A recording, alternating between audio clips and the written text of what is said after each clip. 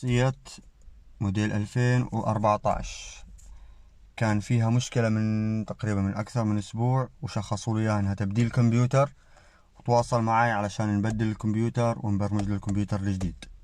المشكلة كانت إنه السيارة لما تسخن بتصير تتفتف وتقطع نفس المسفاير، وسواقتها مش مريحة. ولما أنا شفت المشكلة قلت له غالبا الكمبيوتر ما إله دخل، و90% المشكلة عندك في الجير. فبعدين هو وداها لشخص ثاني او محل ثاني وقال له شوف لي المشكلة هاي، وطبعا حلل له اياها انه غالبا المشكلة في الفيول بامب. وبعديها السيارة بطلت تشتغل. فلما بطلت تشتغل السيارة فكوا الفيول بامب برا وشبكوه دايركت على كلامهم انه اشتغل. فصاحب الجراج الثاني قال له العطل عندك في الكمبيوتر، لانه صاحب السيارة قال له انا من اسبوع تقريبا مبدل الكمبيوتر.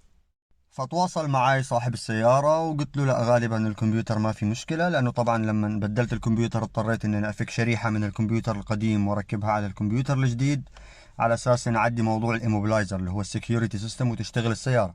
فبعدين أنا لما رحت عند المحل اللي وداها عنده وشخص له إن المشكلة في الفيول بامب، وكان هيشتري فيول بامب جديد ويركبها ونجرب، قلت له لا، جيب لي إياها خليني أنا أشخصها وأحلل لك المشكلة وأعرف وين المشكلة بالضبط. فطبعا أول خطوة نتأكد من وجود المشكلة فعليا. طبعا السيارة أنا هنا قاعد فيها، حنشغل ونجرب نشوف إيش بيصير في السيارة.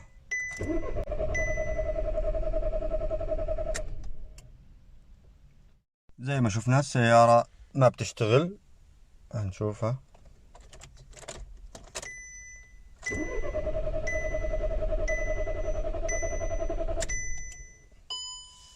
السيارة ما بتشتغل. شفنا إنه إحنا السيارة الماكينة بتدور بس ما بتشتغل السيارة. فعلشان أنا أتأكد إنه الكمبيوتر لايف من غير ما أسوي أي فحص، بس أتأكد إنه الكمبيوتر شغال، ignition on، علامة الماكينة منورة نفس ما احنا شايفينها. كمبيوتر لايف وشغال وبيعمل التشيك اب تبعه لما تحط السويتش على اجنيشن اون. تمام لحد هنا؟ طيب هذا مش معناته انه الكمبيوتر سليم 100%، لكن هذا مؤشر انه الكمبيوتر شغال، واصل له كهرباء وبيعمل التشيك اب تبعه، وطلع لي علامة التشيك انجن، معناته انه متواصل مع مكونات السيارة والموديولز الثانيين اللي موجودين على السيارة. طيب المشكلة هذه ممكن يكون لها عدة اسباب. من احدى اسبابها الكرانك سنسور مش شغال كويس، سكيورتي السيارة في عطل، او الاموبلايزر في مشكلة، او مفتاح السيارة في خلل، الشريحة متعطلة، او الفيول بامب مش شغال، او البخاخات مش شغالين، او السبارك بلجز ما بولعوا، او الكويلات ما بتعطي كهرباء للبلكات او البوجيات علشان تولع وبالتالي السيارة تشتغل. طيب اول خطوة احنا بنشوفها اذا في عندنا ار بي ام سيجنال، معناته الكرانك سنسور شغال. يعني لما نشغل السيارة والماكينة بتدور لازم نشوف الار بي ام يرتفع شوي عن الصفر ولو بشيء بسيط، معناته الكرانك سنسور قاعد بياخذ سيجنال ار بي ام وبيبعتها للكمبيوتر علشان الكمبيوتر يبدأ حساباته ويشغل السيارة. خلينا نجرب نشغل السيارة ونشوف إذا في ار بي ام سيجنال ولا لا. تمام، أنا الحين عامل اجنيشن اون، هجرب أشغل السيارة وأشوف الار بي ام بيرتفع عن الصفر ولا لا. بسم الله الرحمن الرحيم.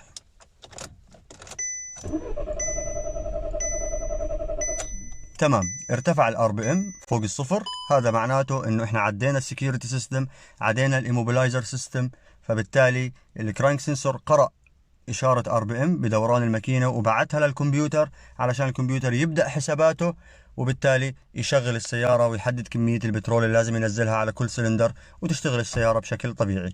فهيك احنا أول احتمال لغيناه اللي هو الكرانك سنسور والسكيورتي سيستم مع بعض مرة واحدة لغيناهم. الحين بيجي دور انه احنا نتأكد انه في بترول وفي اجنيشن سبارك بيوصلوا للماكينة. طيب احنا الحين عند الماكينة راح نفك الكويل كفر ونطلع كويل كامل ونركب فيه سبارك بلاج، ونشوف اثناء دوران الماكينة في شرار ولا ما في شرار. ليش بهالطريقة؟ ما راح استخدم اي اداة في تشخيص المشكلة هاي ان شاء الله يعني، وبنفس الوقت راح الغي اكثر من احتمال انه السبارك بلاج يكون خربان او انه الكويل مش شغال اساسا، وفي نفس الوقت اتاكد انه في سيجنال واصل للكويل والسبارك بلاجز بولع بشكل طبيعي. فاستنوا للفيديو الجاي نطلع الكويل مع السبارك بلاج ونشوف التجربة مع بعض لايف. طيب احنا طلعنا الكويل، هذا هو الكويل مركبين فيه سبارك بلاج وحاطينه مع البرغي هنا عشان جراوند فممكن يبين الشرار. وطبعا وموصلينه بالوصلة دايركت، وصلة شابكة فيه. الحين احنا راح نجرب ندور الماكينة ونشوف اذا راح يطلع شرار من هنا ولا لا. تمام. اذا طلع شرار احنا بنلغي احتمال انه الكويل يكون خربان، او السبارك بلاج ما بيشتغل، او اصلا ما في سيجنال جاية من الكمبيوتر للكويل، فبالتالي بنكون لغينا اكثر من احتمال بتجربة واحدة. ولحد الحين ما استعملنا اي اداة تشخيص، لا سكانر ولا تول سبيشال تول ولا حتى تستر لايت. تمام. يلا بسم الله، الحين هنجرب نشغل السيارة ونشوف. الحين راح نجرب نشغل السيارة ونشوف في شرارة بتطلع من البلك او السبارك بلاج ولا لا. يلا بس. طبعا شفتوا الشرارة كانت واضحة، فبالتالي احنا لغينا احتمال انه الكويل يكون خربان، او ان الكمبيوتر ما بيبعت سيجنال للكويل علشان يولع، او السبارك اصلا يكون خربان وما بيطلع شرار. فاحنا هيك خلصنا من الاجنيشن سباركس.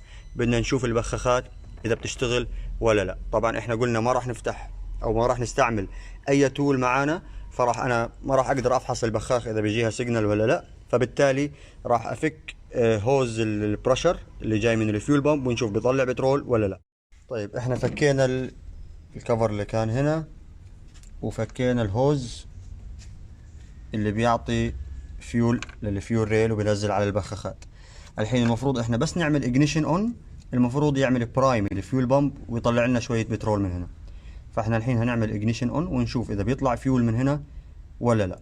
اذا طلع فيول معناته الفيول بامب شغال والبترول بيوصل للانجكترات، بس ممكن الانجكترات ما بتفتح، فهي مشكلة ثانية بنبدأ نشخصها. او لو ما في فيول اصلا بيطلع من هذا الخرطوم او هذا الهوز، معناته في عندنا مشكلة يا في اللاين او الفيول بامب نفسه مش شغال. فاحنا الحين هنعمل اجنيشن اون ونشوف في برايمنج ولا لا. سوي اجنيشن اون، اوف، اون، اوكي. اون مرتين وما طلع فيول من هذا الخرطوم اللي هو جاي من الفيول بامب للبخاخات او للفيول ريل اللي هو مجمع البخاخات مباشرة. فبالتالي يا عندنا احنا مشكلة في الفيول بامب نفسها مش شغالة، او الهوزات الخراطيم اللي جاية من الفيول بامب من ورا من السيارة من عند الكرسي الخلفي للماكينة فيها ريستريكشن او فيها عائق، يعني البترول ما بوصل للماكينة. فالحين احنا هنروح عند الفيول بامب ونتأكد انها بتشتغل ولا لا بدون فحص. يعني ما راح اقدر افحص فيوزات ولا شيء، بالصوت راح نشوف او بالاحساس هنشوف انه الفيول بامب بتطلع صوت او بتهز ولا لا. خليكم معي. الحين احنا فكينا الكرسي علشان نوصل للفيول بامب، هي بتيجي تحت الكرسي تحت الكفر هذا. راح نعمل اجنيشن اون ونحاول نسمع او نحس في حركة للفيول بامب ولا لا. سوي اجنيشن اون،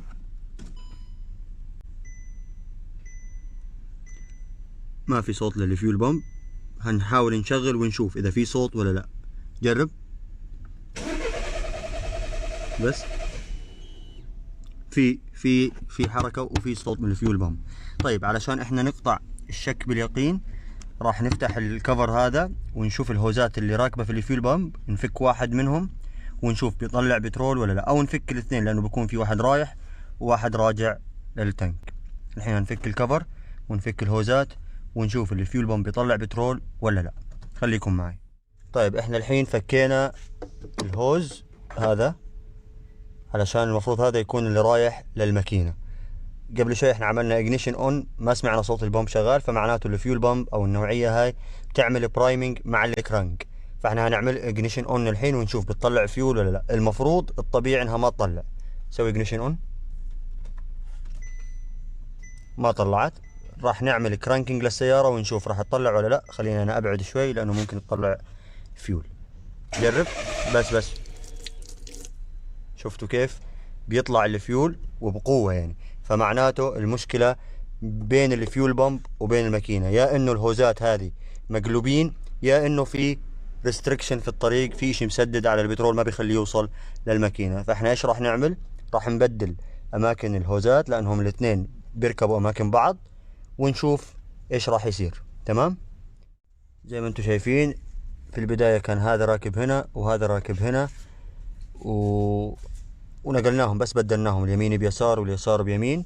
الحين هنروح عند الماكينة قدام نرجع كل شيء نفس ما كان راكب وننظف المنطقة هاي من البترول ونجرب نشغل السيارة ونشوف ايش بيصير. قبل ما اركب الكفر اللي كان هنا اللي هو الانتيك، راح نجرب نعمل اجنيشن اون ونشوف اذا في بترول بيطلع هنا ولا لا. بعدين نجرب نشغل السيارة ونشوف بوصل البترول هنا ولا لا. اذا وصل البترول هنا معناته الهوزات كانت مقلوبة، الخراطيم كانت مقلوبة لسبب ما، وغالبا السيارة راح تشتغل. لكن اذا ما وصل معناته اغلب الظن واكيد ان شاء الله انه في شيء مسدود في الطريق من الفيول بامب، من ورا لحد الماكينة في شيء بيعوق.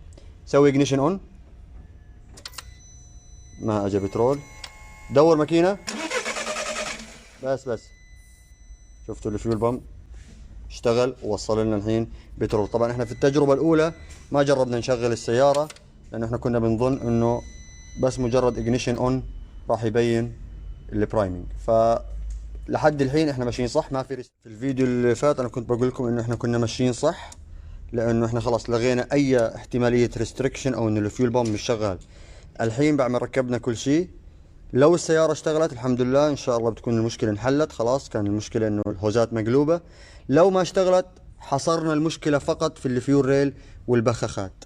في هذه النقطة لازم نتأكد انه البخاخ شغال او الفيول ريل ما في ريستريكشن، وهذا الاحتمال جدا ضعيف لانه مستحيل يكونوا الاربع بخاخات مسدودين او الاربع بخاخات مش جايه لهم كهرباء، الا لو فعلا الكمبيوتر الدرايفر اللي جواته الخاص للبخاخات متعطل تماما فما بيشغلهم.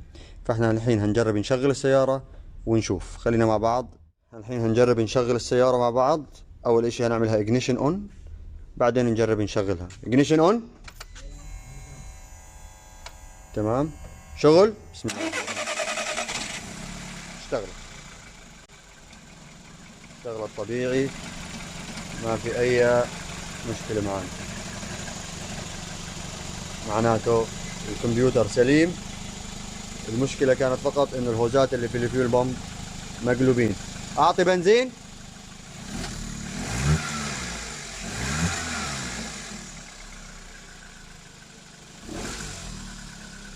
اوكي، سكر سيارة. طيب في هالحالة بعد ما اشتغلت السيارة عرفنا ان الكمبيوتر كويس، ما في مشاكل، بخاخات سليمين مش محتاجين تنظيف او فك او فحص حتى. عرفنا كيف ممكن نفحص المشكلة هاي من غير اي عدة فحص، بس بإلغاء يعني بنظرية إلغاء الاحتمالات المتاحة.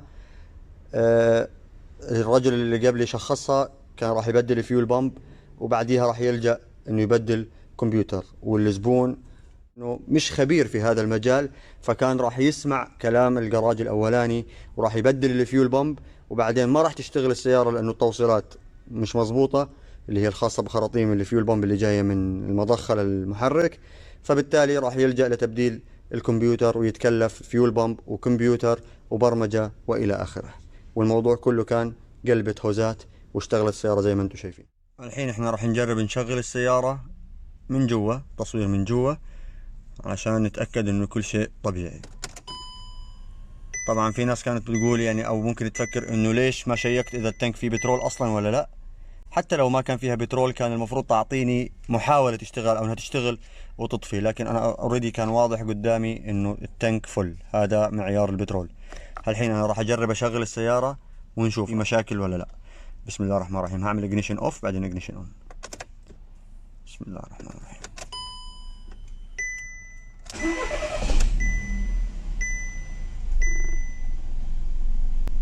طبيعي، السيارة اشتغلت طبيعي بدون اي شيء. اعطيها